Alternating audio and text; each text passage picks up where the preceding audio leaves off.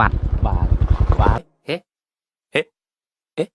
hế hế hế lại chạy đi phụ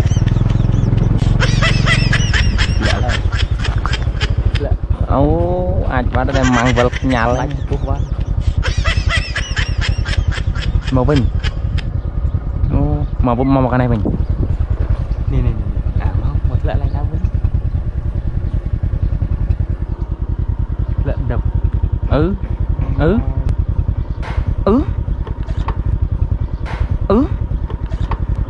màu vinh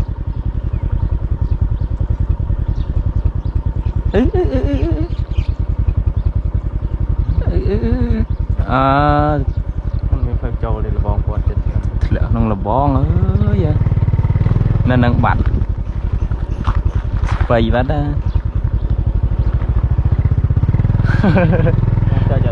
trời mới nè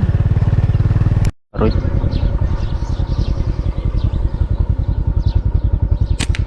bọt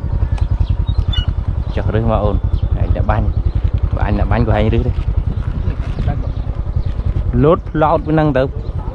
tựa cò vào đây nè nêm plau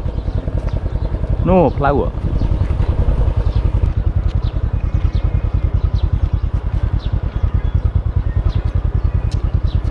lập thế nào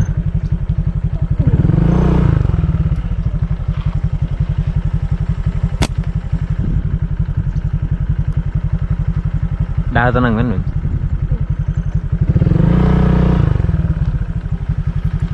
nó mới tiền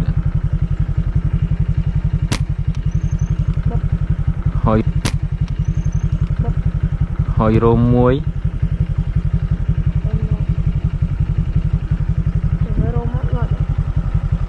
tôi sẽ cháp nâng mà vô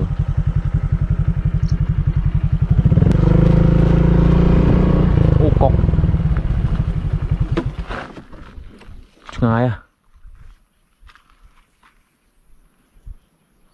lấy như gì